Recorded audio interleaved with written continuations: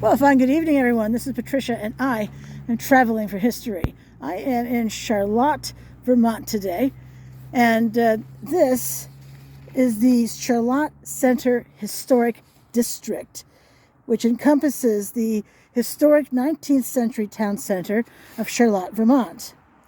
Settled in and developed mainly in the mid-19th century, the village stretched along Churchill Road, and this road right here in front of us, that is Churchill Road.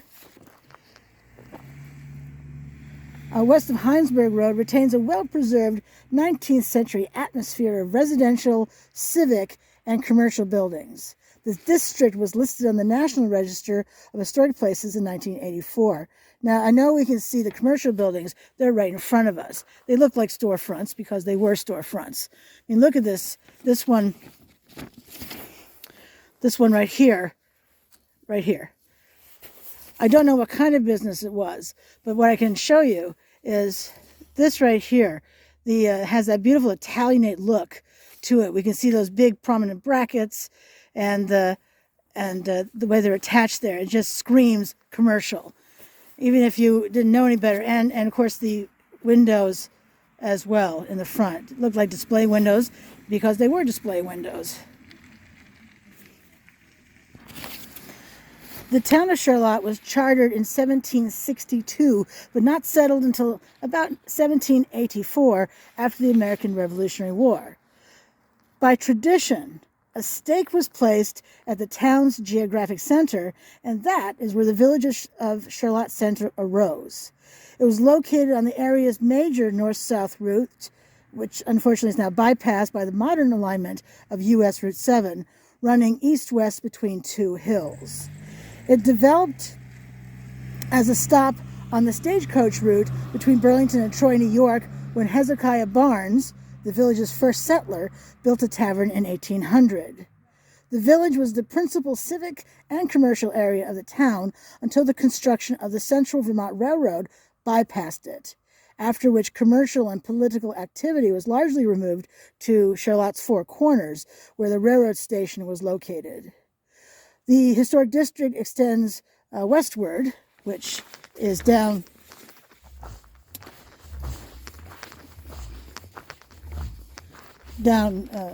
more along this end and down that way.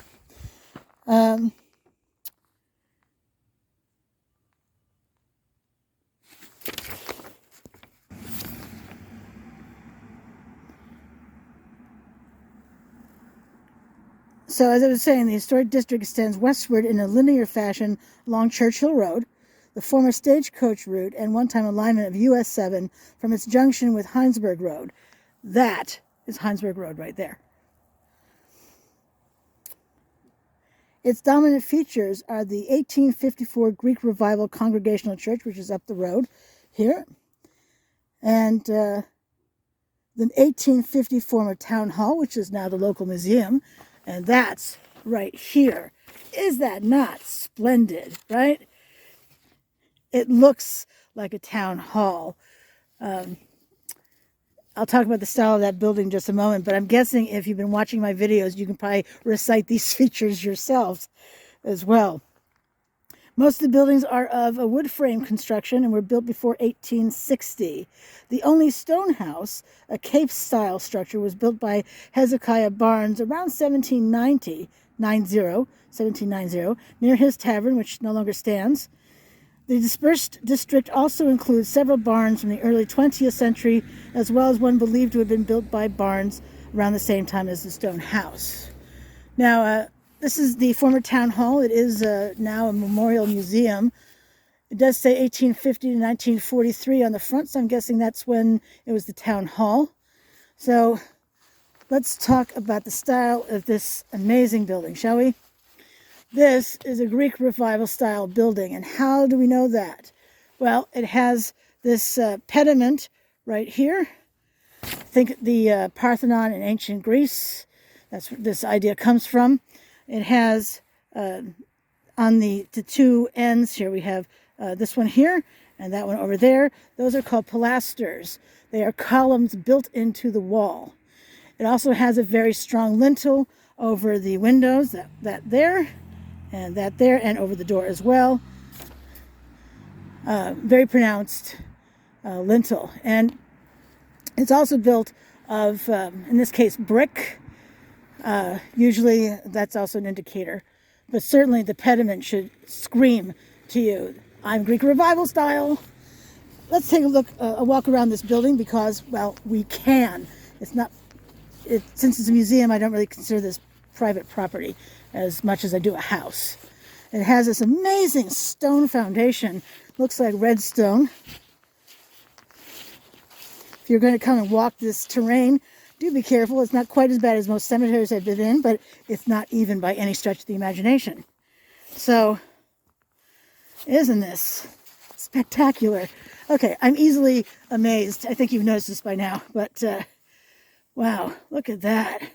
Again, strong lintels on all the windows. I can see it needs a paint job, but that's not too bad considering the building overall. All right, let's keep going. Oops. There we go. Wider angle to take in more. And look how tall this foundation is. I mean, it's, let's see, 1, 2, 3, 4, 6 courses. What's this hole for? I don't know either.